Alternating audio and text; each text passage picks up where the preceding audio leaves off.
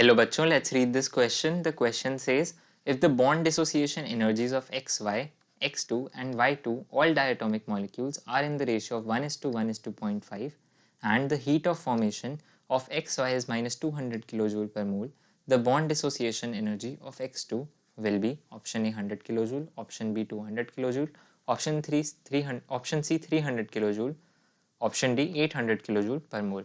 तो इस क्वेश्चन के अंदर हमें गिवन है ratio of bond enthalpies, bond dissociation energy of X Y X two and Y two, और हमें गिवन है into heat of formation of X Y, और हमसे पूछा गया है bond dissociation energy of X two निकालने के लिए।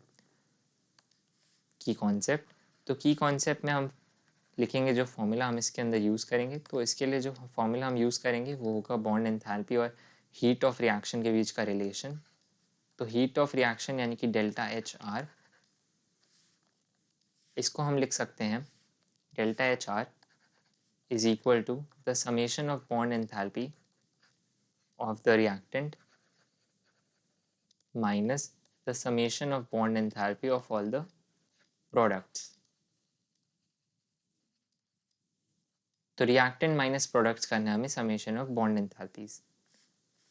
अब हमें सॉल्व करने के लिए सबसे पहले let's assume the common ratio to be X. तो अगर हम x कॉमन रेशियो एज्यूम कर लेंगे तो हमारे पास जो गिवन रेशियो है bond enthalpy of X Y is to bond enthalpy of x2 is to bond enthalpy of y2, ये हमें गिवन था 1:, ये हमें गिवन था 1:1:0.5। 0.5 को हम लिख सकते हैं 1/2। इसको कन्वर्ट करने के लिए एक सिंपलर रेशियो में हम 2 से मल्टीप्लाई कर देंगे पूरे रेशियो को, तो रेशियो की वैल्यू आ जाएगी 2:2:1। और अब हमने कॉमन रेशियो एज्यूम करा है x, तो हम लिख सकते हैं bond enthalpy of X Y is equal to 2 times of x, और bond enthalpy similarly bond enthalpy of x2 is equal to 2 times of x, और bond enthalpy of y2 is equal to 1 times of x। तो यहाँ से हमारे पास value आ गई bond enthalpies की, जो हमने उस रेशियो को कॉमन रेशियो x एज्यूम करके निकाल लिए हैं। इसके बाद अब हम इसके अंदर रिएक्शन जो हमारा हीट ऑफ जो रिएक्शन होगा standard reaction of formation of X Y वो लिखेंगे। तो एक्स वाई को फॉर्म करने के लिए हाफ मोल्स ऑफ x2 हमारे रिएक्ट करेंगे हाफ मोल्स ऑफ y2 के साथ, और हमको प्रोडक्ट में मिलेगा 1 मोल ऑफ xy। और जो ये रिएक्शन है इसकी जो एंथैल्पी चेंज होगी उसे हम डेल्टा एच आर लिख सकते हैं। और क्योंकि ये standard formation of reaction of ये स्टैंडर्ड रिएक्शन है for the formation of X Y, तो जो एंथैल्पी है वो हमारी delta H F for X Y के बराबर है, यानी कि heat of formation of X Y के बराबर है, जो कि हमें गिवन है -200 किलो जूल पर मोल। तो इस रिएक्शन के लिए द हीट ऑफ रिएक्शन हो जाएगा -200 किलो जूल्स। अब हम इसके अंदर अप्लाई करेंगे हमारा फॉर्मूला जो कि हमने की कॉन्सेप्ट में पढ़ा था, जो कि रिलेट करता है एंथैल्पी ऑफ रिएक्शन और बॉन्ड एनर्जी को। तो delta H R is equal to the summation of bond enthalpy of the products of the reactants minus products. तो यहाँ पे हो जाएगा bond enthalpy of reactants minus the summation of bond enthalpy of the products. तो delta H R को हम -200 से replace कर देंगे, किलो जूल्स में है सारी टर्म्स, हमें याद रखना है।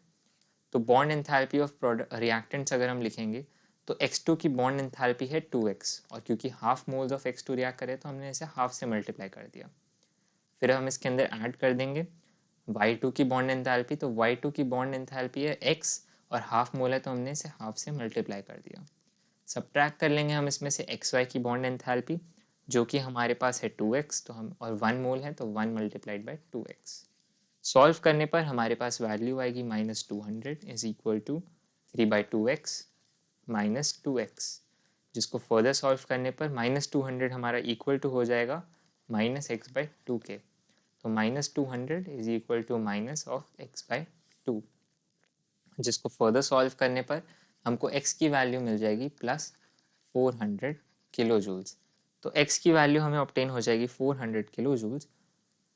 नाउ हमारे पास कॉमन रेशियो से हमने निकाला था बॉन्ड एंथैल्पी ऑफ x2, तो बॉन्ड एंथैल्पी ऑफ x2 हो जाएगी is equal to 2 times of x which is equal to plus 800 kilo joules per mole.